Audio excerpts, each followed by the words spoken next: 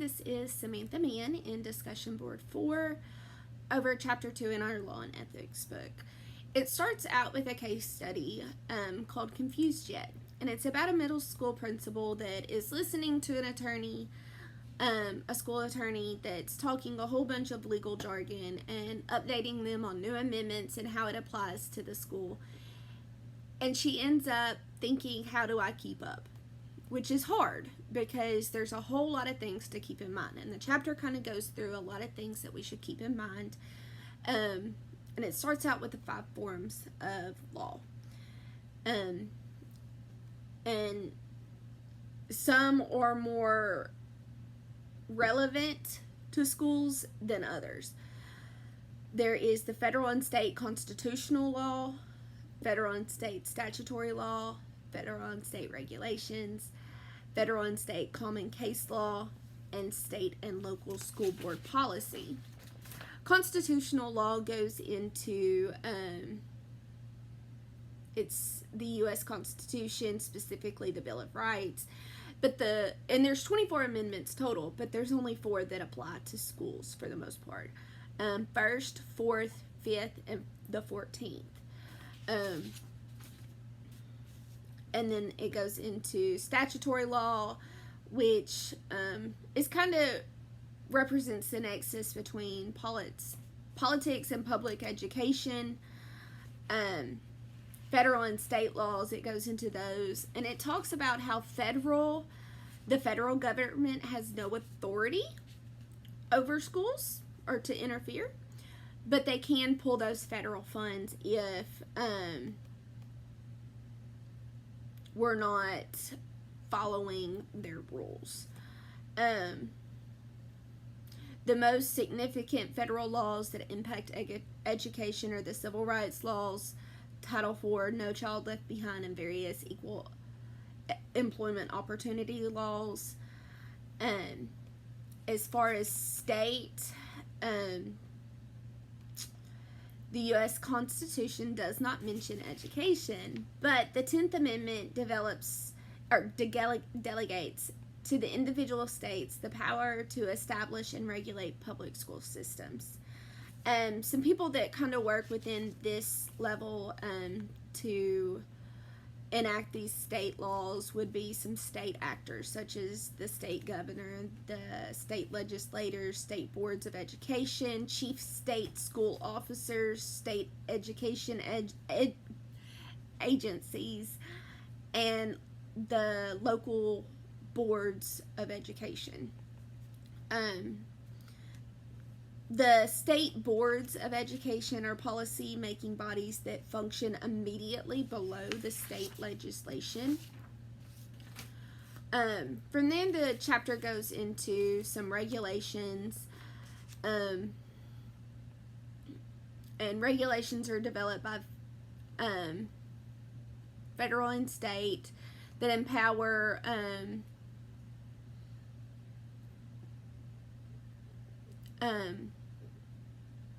to interpret, disseminate, and enforce statutory law and state school board policy.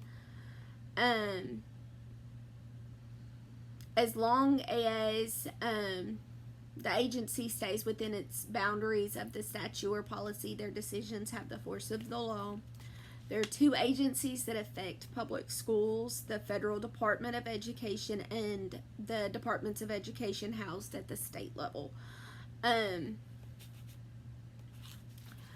The chapter goes into school board policies.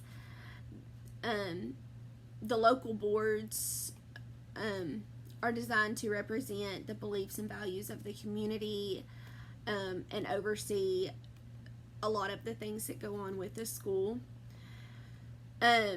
All of the school board actions, decisions are public knowledge. They're open to the public. But now school boards do have closed sessions, and they have to have legitimate reasons, such as hiring, termination, discipline procedures for staff or students, those types of things. Going into the common case law that is one of those 5 forms of laws. Common case law is developed from various court decisions that have already interpreted or applied constitutional, statutory, regulatory law, or school board policy to a particular situation. So a judge can look at those, or lawyers can bring those up and talk about how their case is similar or how it aligns with previous court cases that have already been decided on. The U.S. legal system, there's one federal system, but 50 state systems, so a total of 51 altogether. And there's 2 types of cases. There's criminal and civil. Criminal cases have to be beyond a reasonable doubt. They're more of more serious things. Civil cases is something that comes to, and by serious I mean like murder and that type of things. Civil cases is more of where school law cases come into play. It's where there's